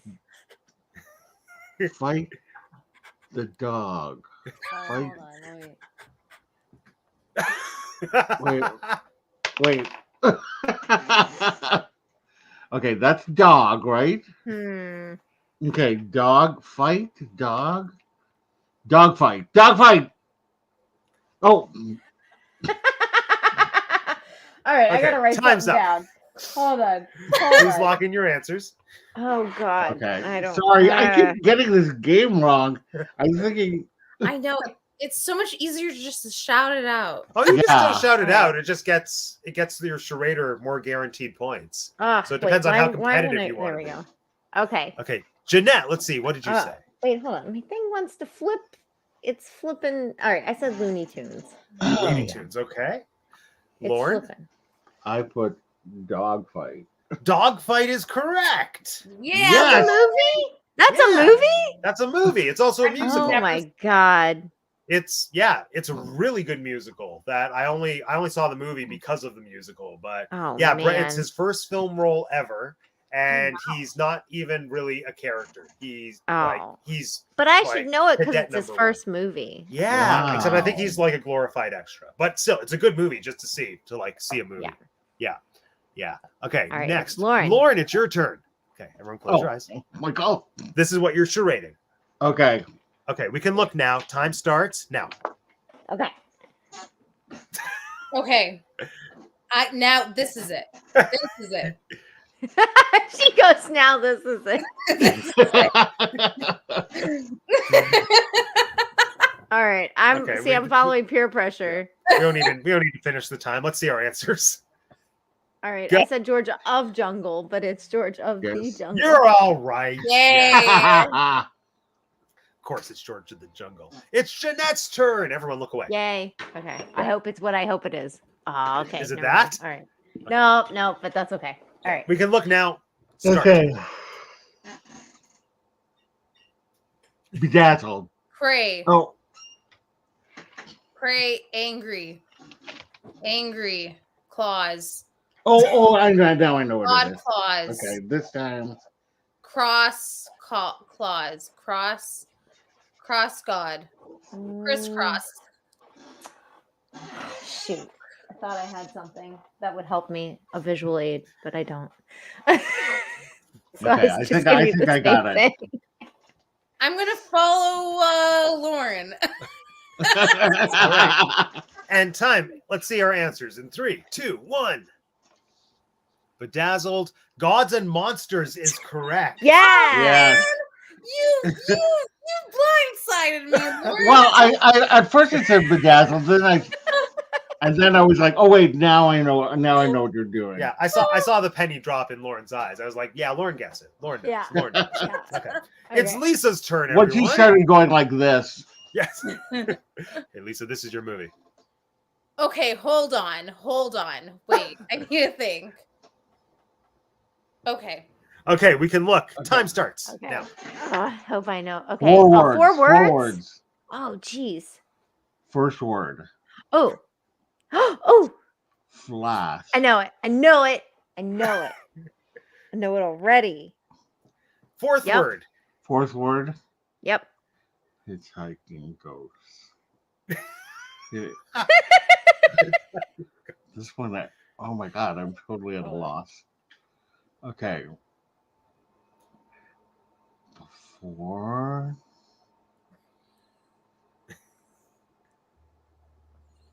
Okay. I'm done. Okay, I got nothing else. Okay. Oh my god, why does my phone hate me so much? Time's up. All right. Let's see Lauren's answer first. Okay, my answer is. There I we have go. no clue. Jeanette, What does it say? Blast from the Oh, Blast from the blast past. from the past. Okay, that makes sense. Yeah, See, now I thought you were gonna do like Dynamite for Blast. Like, Only my Oh, favorite that's good. Brendan Fraser movie. That's good. Yeah. who's next? I am. It's I'm Lauren. next. Lauren. Okay, close your eyes if you're not Lauren. Oh, okay. Okay, I believe in you. We can look. Oh, I And hope you put this one start. in here. Okay, ready? Yes. Oh, okay. I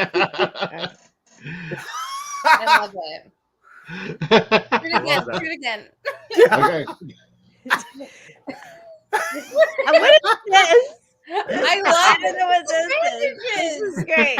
It's sand. Oops. Oh, I thought it was You got it. You got it.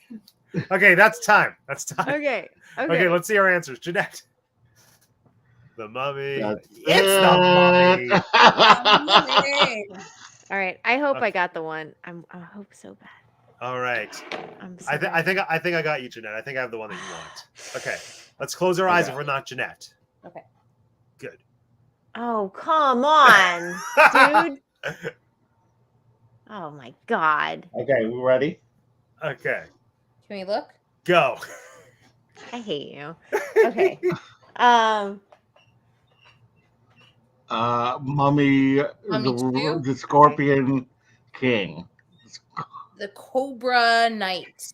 the Mummy 2, I don't know. Bedazzled. No, the Crown of the Mummy. Oh my I God. feel like it's a mummy movie. I'm looking for visual aids again. Oh. The What is that? Dragon? Oh, horse? Dragon? Dragon. Dragon fight. Dog fight. Banshee. The Banshees of Inisherin. Dragon. There is one called the Dragon something. Oh, Dragon. Yes. Dragon. Can you give us Oh. any more hints? God's Crown. King. Dragon King. Dragon King Queen. Oh, and that's time. Okay. Please lock in your answers. Okay. Come on, this one was so easy. Unfortunately, I don't have any Mulan pops. Oh. That would have been the third word that I needed to complete Wait. this. Is Michelle Yeoh in this movie? Or am I making that up? That's a really great question. That's a really great question. Well, considering I don't know what the movie is. Let's see. What did I we wouldn't guess? What did we think it guess? was. Even a hardened Brendan Fraser fan. The Mummy, the Dragon King. Oh, it's okay. so close. It's so close. Oh my gosh. The Mummy Yes. 3 Dragon. It is. Oh yeah. God darn Tomb it. of the Dragon Tomb Emperor. of the Dragon. I knew Oh, it was. see, look, he just showed it to me, and I didn't even remember the word tomb. That's how little that word matters. Oh my Lisa God. got Dragon and Emperor, I so got I'm it. going I to got give it. you the I point. got it. Okay. Yeah. Yeah. Okay. You just missed two. You just missed two. You just missed two. We're good. All right. It's Okay. Lisa's turn, everyone. Oh gosh. Okay. Okay. Okay. Oh man. Okay, this is gonna be hard. Start. You can look. Oh, Okay. I well, hope. One one word? word. 2 syllables? Bedazzled. Oh, okay. Bedazzled. Yeah. Yeah. Okay. Dang it. Okay. Yeah. Yeah, I that's don't what it need is. to anymore. Please lock in your answers. If Pretend this the time is movie, up. if this movie that I'm thinking of isn't on here, I'm changing my favorite Brendan Fraser movie to this movie just because. I don't think it's on here. I don't think it's on here either. Let's see your answers.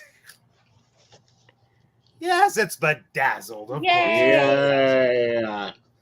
All right. We're down to the last 2 questions. All right. Lauren, it's your turn. Me. Okay. Here we go. Lisa, look sorry. away. Thank you. Oh my god. Good luck. Okay, we can all look now. Start. Pump up the beat. Yes. This is it. I think this is This it. it? Maybe. This is What? it? I Wind, think- hair, I think this is it. riding, cloud. I don't know what this shape thing is. Maybe that's not. Okay, Maybe it's not it. Clouds, it's on a. lines, I think it's wishful List. thinking. Now I'm questioning myself. hair, crown. Okay, it's gotta be it. It's gotta be it. What is it? Okay, time. Let's see Okay. our guesses. Jeanette. I put an S on that. No. What's Airheads? What? Airheads. What's Airheads? How dare you, in this sacred conversation about Brendan Fraser, ask me what Airheads with Adam Sandler and Steve Buscemi What, Buscemi? in, I think, 94. I could be mistaken, 95. Okay. It's hilarious. Anyway, that's the one I've been waiting for, and I thought that's what he was saying. No, I didn't even know that was a movie. Lisa? Come on, Canadians. Poison Rose. Poison Rose- Rose. No. We were looking It for was- Dudley Do-Right. I've never seen that. Okay. Come on, he's wearing the hat. Of the and mi- he's yeah, riding the a horse. hat. Well, Hat, yeah, riding the a horse. fountain. I was trying to do the maple leaf. Maple Leaf. I thought you were doing like I pump got it full of air and the head. I was Head. like, oh, airheads. Head. Yes. I could see how you got Oh, that. Christina Applegate's in that movie too. There's also another actor that I don't know his name. Great '90s character actor. Anyway, another good Brendan Fraser movie. There's so many. All right, this is our final question of the regular round. Jeanette, Okay. it's your turn to charade. Okay. Here we go. Okay. Oh boy. Oh boy. All right. We can look. Your time starts now. Okay. Oh, hold on. Hold on. 7. Okay. Oh my God, 7 words. 7 words. Yes. So First word. Walk. Jogging. Okay. Walk. A walk to remember. Fourth word. Fourth word. Middle. Point. Circle. Camera. Seventh word. 7th word. Bagel. Also a camera. A bagel. 8 seconds.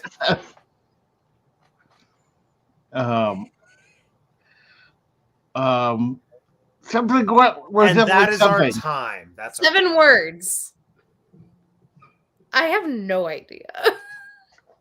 this is the worst. I like Come on. never predicted this Walking. being on here. This is totally not it. Lisa, what'd you say? This is not a movie, but I want it to be. Oh Walking my in the god, middle it of a really bagel. could be the title of this in like an alternative universe. Oh my God! I know. Lord? I love that. 7 Bride for It's- Seven Brothers. That's amazing. No, we were looking for Journey to the Center of the Journey Earth. to the- Oh, From the bagel. In parentheses, walking in I- the middle of I- a bagel. I like Lisa's title the best. And that's a good applicable alternate title to Walking Journey in to the the Yeah. Center of middle the of a Earth. bagel. That's amazing. I love it. All right, so for our final round, you all get to wager however many points you want. Jeanette has 6, Wow. and the other 2 of you have 7. Ooh, Oh, It's very close. all I'm of all it. in. All of it. All? Yeah, I got all of it. Yeah, you always have to. Yeah, do it has to all be. of it. It has to be. So I am going to name a character that he has played, and you have to tell me which movie he played this character in. No, this is so hard. Well, Imagine if the clue was Dudley Do-Right. That would be funny. That'd be Um, funny. That's, I was just gonna Or say. George of the Jungle. George, the Or Jung- I So- can't remember anybody's names. We are looking for Elliot Richards, oh, and it is one of the movies that we charaded. oh, never mind. Then I'm wrong. Wait, I think it is. Then I'm wrong. Elliot Can Richards. you tell me who Dang it. I Who had to think do it's the this charade? one. of the movie? I can't remember. Oh. Oh my gosh. Okay. Well, ding dang. It Okay. was one of you. That had to do it. All right. Yeah. I'm gonna Can you imagine if it was Tomb of the Oh, Dragon Emperor? I do know. No, I do. I know. And well, it can't be. Well, I just gave that away. Shame on you if you don't know that character's name. Okay, let's start with Lauren. I think it's Bedazzled. Okay, one for Bedazzled. Lisa? Walking in the middle of the Jeanette? Bedazzled is correct. Yeah, that's what. I thought I it never was School remember Ties anybody's for a names, second. but that sounded vaguely familiar to me. Yeah, Yeah, I because thought they it was say School Elliot like Ties. 17,000 times in that movie. Yeah. Yes. I So was Lauren, not- you won. Yay, Lauren! Whoa! Yay! What does Lauren In a bagel. Walking in the middle of a bagel. Isn't there a bagel song in Everything Everywhere All at Once? Yeah, that's Yeah. she Is that what you goes. were The saying? That's what bagel. she says. She says a bagel. She doesn't sing a whole song, but it's just like at one point she just goes a bagel, and so that's always in my head. Isn't the bagel like the black hole? Yeah. It's Oh, no spoilers. Oh, I yeah. haven't seen it yet. Oh, Oh, watch jeez. her. What are you doing? I What are saved it. you I'm saving it what for are you last as doing my with your reward life? for making my way through the Oscar movies because I know it's going to be a Oh, favorite. well, that's a good It's my reward. reward. Yeah. It's a Yeah. good reward. Yeah. After making my way through Tar tonight, staying up till 2 Good a.m. Oh my god, I would not recommend you do that. I think you should Don't- watch it tomorrow. It's not a movie that's going to keep you up. Yeah. I'll say that. It's like a mid-afternoon movie. First 20 minutes were just Kate talking about Leonard Bernstein. Yeah, And then- spoiler alert, people. It's not going to keep you up. I started, well, It's- I mean, yeah. spoiler for tomorrow, but at least Yeah. the first 20 minutes, I don't know why my brain had a hard time justifying where it was like, you're making up all these very high profile stats for a person who's not real. I can't accept that Oh she's my the God. 15th EGOT because she's not. It's Viola Davis. I know. They need to go further into the future. Yeah, I was Yes. going to say, it's unfortunate for them that they only picked the next one and not like I 3. know. I Oh know. my gosh. Yeah, Or Oh my like the God. whole thing, oh yeah, she mentored with Leonard Bernstein. Like, that's a very high profile person to just rewrite history to Yeah. say that she mentored with. Yeah. What I don't know. We'll Stay get to it. tuned tomorrow. Yes, Tune in. Yeah. Here's a cliffhanger, people. just a preview. Okay, so before tomorrow, closing thoughts on The Whale. Jeanette, we'll start with you. Everybody should see it. And you should be okay with feeling uncomfortable because that's kind of the point. And I think that it's introspective as much of his stuff is. I think that it's one of those things where it's very much left up to the interpretation. And if you interpret it differently, that's okay. Yeah. Well said. Lisa. Despite the sadness and the gravity of the story, there are some very happy and funny moments. Yeah, it's okay if you're uncomfortable. And I want to do like a whole menu of everything he ate.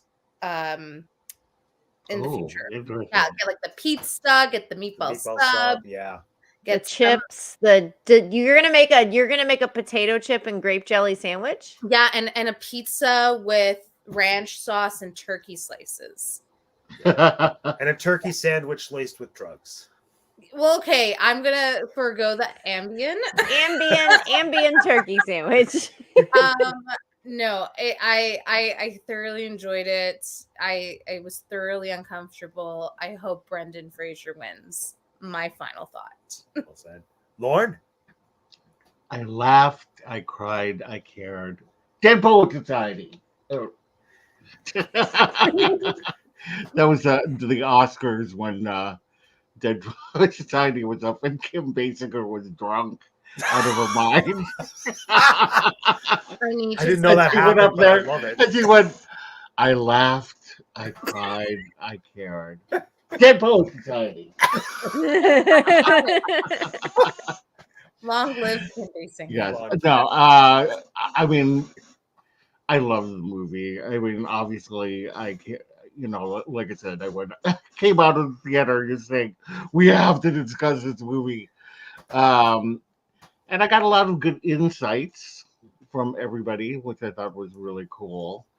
And it made me see it in different ways as well, but I still love it. And I'm still, Brendan Fraser's my guy. I need him to win. Yeah. And that's it. Well said.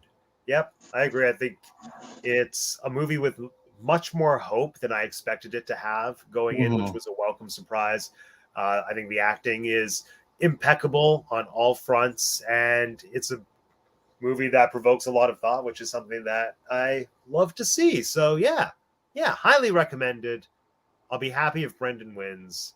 And even if he doesn't, I'm here for the Renaissance, and I want to see many more incredible performances from him going forward because we love Brendan. Woo! All right, friends, time to sign off. Woo! It's Lisa. Hi, everyone. You can catch me here tomorrow night discussing Tar. And you can also follow me on Instagram at Lisa_A_Alves to see my hamsters and everything I do over there.